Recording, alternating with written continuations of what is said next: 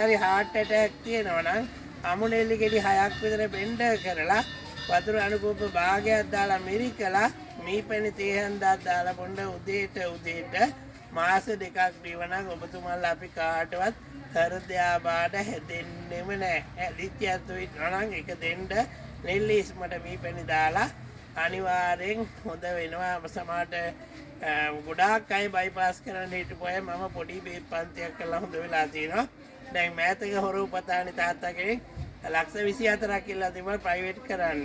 එතුමා දැන් හොඳයි කියලා කෝල් කරලා කිව්වා. එදා පොඩි බේත් වලින් ලෙඩ හොඳ කරගන්න පුළුවන්.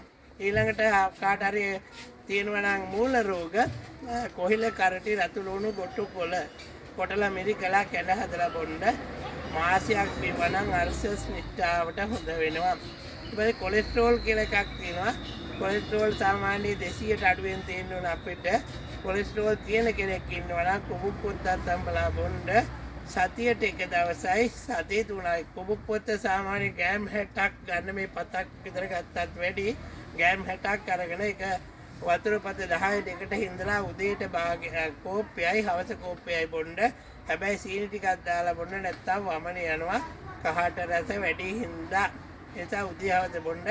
අඩ බීවනම් ආය ලබන බදාදා ආය ඊළඟ බදාදා සති 3කින් කොලෙස්ටරෝල් නිට්ටාවට හොඳ වෙනවා. ඊට අමතරව දැන් පවුලේ කාට හරි කොණ්ඩේ යනවා නම් කෙස් ඉදෙනවා නම් කෙස් ආකලට වැටෙනවා නම් ඒකට ගොටුකොළ කලන් 3යි රතු ලුණු කලන් 3යි කොල්ලු කලන් 6යි බැගින් අරගෙන වතුර පත 8කට ඉඳලා උදේ හවස බොන්න.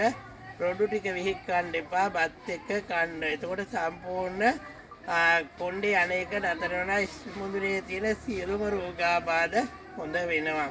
ඊළඟට පුතාලාගේ දැන් අපේ ටීචර්ලාගේ අම්මලාගේම කාට හරි දැන් අර ගෙදර තියෙනවා නම් මේ ඉසර දෙයක් මේ නළලේ සෙම තියෙනවා නම් කොල්ලොයි සුදුලුනේ තම්බලා වතුර බොන්න මාසයක් විතර බිව්වනම් සෙම හොඳ වෙනවා.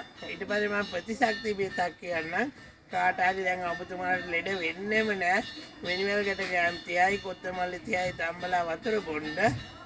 කොත්තමල්ලි 30 බෙදලා දාන්න. එතකොට සම්පූර්ණ තම්බලා බිව්වනම් ලෙඩ ගොඩාරියක් හොඳ වෙනවා. ප්‍රතිශක්තිය වඩා වර්ධනය වෙනවා. ඒක ගොඩාක්ම කාන්තා පාස්තියටත් හොඳයි.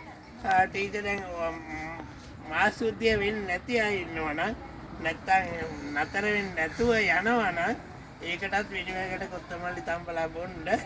ඒක නිෂ්ඨාවට හොඳ වෙනවා. ඊට අමතරව අරසස් වලට කිව්වද? කිව්වා.